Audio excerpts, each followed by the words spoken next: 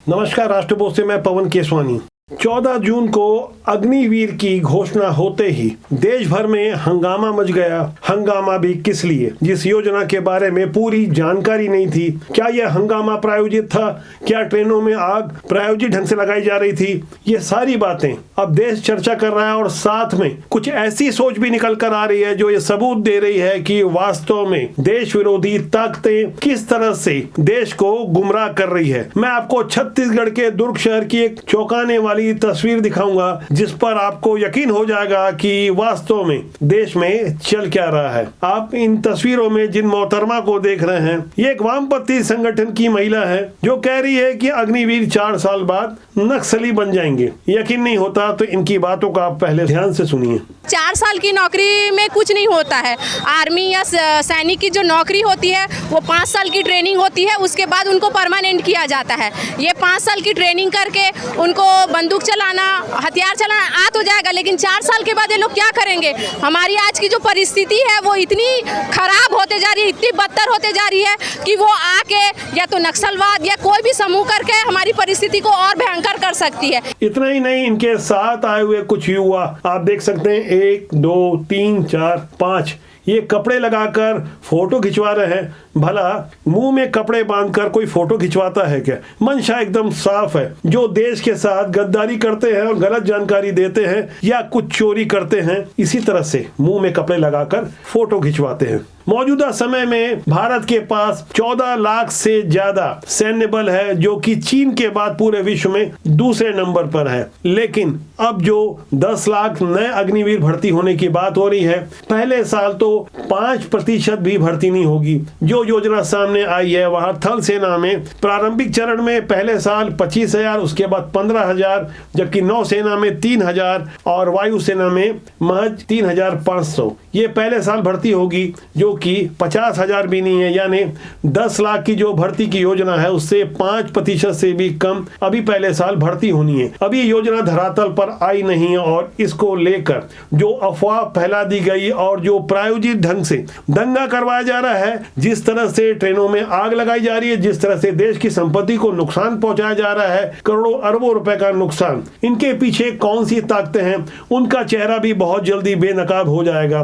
फिलहाल कांग्रेस की ओर से दिल्ली के जंतर मंतर में प्रियंका गांधी वाड्रा के नेतृत्व में धरना दिया जा रहा है। यहाँ उनके अगल बगल जो नेता बैठे हैं आप देख सकते हैं, ये बाल संवारते हुए नेता और अपनी बातों को रखते हुए कांग्रेस ने अपना स्टैंड क्लियर किया। इसके पहले कांग्रेस की ओर से पवन खेड़ा, जो अभी अभी ब्रॉडकास्टिंग और एडवर्टाइजमेंट विभाग के चेयरमैन बनाए गए हैं, उन्होंने जो बातें कही वो भी बेहद हैरान करने वाली है।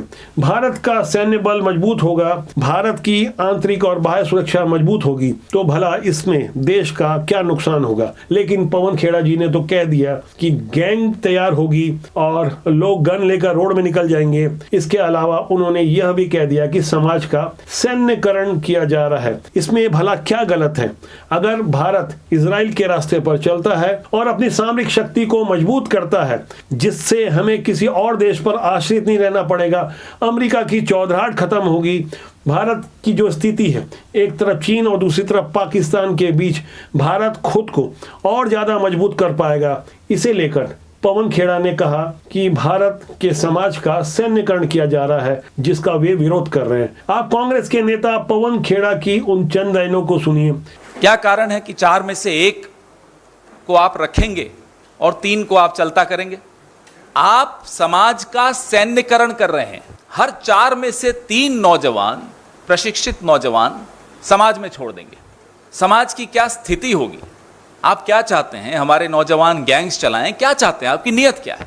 अग्निवीर योजना को लेकर जिस तरह से देश में राजनीति हो रही है, वह देश के हित में तो कदापि सही नहीं कही जा सकती।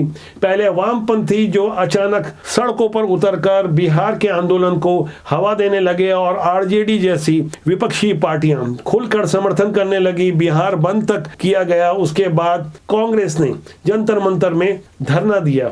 यहाँ एक बात समझने वाली होगी, क्या वास्तव में अग्निवीर से देश के युवा और देश का नुकसान हो रहा है? इस पर बहस लंबी हो सकती है, लेकिन एक बात तो तय है, अग्निवीर से जिस तरह से देश का फायदा हो रहा है, युवाओं का फायदा हो रहा है, ये बताया जा रहा है कि खर्चे कम करने के लिए हो रहा है, तो ये बिल्कुल गलत कहा जा सकता है, क्योंकि रेगुलर भर्तियों में इससे कोई फर्क नहीं पड़ने वाला। फिलहाल एयरफोर्स ने तो अग्निवीर को लेकर अपना विज्ञापन भी जारी कर दिया है और यहां से देश एक नई दिशा में जा रहा है। देश में जिस तरह से मजबूती आएगी, जहां राष्ट्र सेवा के साथ स्वावलंबन भी जुड़ा है और युवाओं के रोजगार को लेकर जो लोग प्रश्न उठा रहे हैं वो इस बात को अच्छी तरह जानते हैं कि ये 4 साल की योजना कोई परमानेंट नौकरी नहीं है और न ही परमानेंट नौकरी में यह बाधक बनने वाली है। हालांकि जिन 10 लाख लोगों की नियुक्ति की बात आ रही है, जहां फिलहाल 50,000 ही पहले साल नियुक्ति नहीं हो रही है, जिनकी भी नियुक्ति होगी उनमें से 25%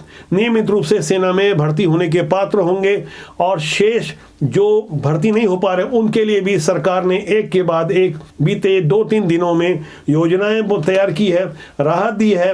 10% उनके लिए विभिन्न सैन्य बलों में रिजर्व कोटा रखा जाएगा और साथ ही उन्हें जो पैकेज दिया जा रहा सालाना 4.67 लाख रुपए का, उसके अलावा एक मुश्त तक करीबन 12 लाख रुपए उनके पास होंगे। यानी 21 वर्ष के एक युवा के पास यदि 24 लाख रुपए उपलब्ध करवा दिए जाएं, जो उम्र कॉलेज में ग्रेजुएशन करने की होती है, माँ बाप के खर्चे बढ़ाने की होती है, वहाँ माँ भारती की सेवा का मौका मिलेगा और सम्मान के साथ वो सर्टिफिकेट मिलेगा जो देश के भी काम आएगा और उनके भविष्य के लिए भी बेहतर होगा। लेकिन नकारात्मक प्रचार इतना तेजी से फैलता है जिसे हम भेड़ चाल कहते हैं। बिना सोचे समझे जिस तरह से ट्रेनों में आग लगाया गया, जिस तरह से मीडिया के सामने आकर युवा अपनी बात रखते रहे कि आखिर वे ऐसा कर क्यों रहे हैं, तो उन्होंने जिस तरह से अनाप शनाप जो कुछ भी कहा, जैसे छत्तीसगढ़ की दुर्ग की मोहतरमा कह रही थी कि यहाँ 4 साल बाद नक्सली तैयार होंगे और पवन खेड़ा कह रहे थे कि गैंग तैयार होगी, समाज का सैन्यकरण होगा। तमाम ऐसी बातें जहां देश की जागरूक जनता बेहतर समझ रही है कि आखिर देश के विरुद्ध इस तरह से क्यों प्रोपगंडा फैलाया जा रहा है। यहां ध्यान देने वाली बात है कि 2016 तक भारत के सैनिकों के पास बुलेट प्रूफ जैकेट भी नहीं थे। अभी जिस तरह से तेजी से सेना का आधुनिकीकरण और सुरक्षा के उपाय किए जा रहे हैं, राफेल जैसे अत्याधुनिक विमान खरीदे जा रहे हैं, वहां हम कह सकते हैं कि मेरा भारत बदल रहा है।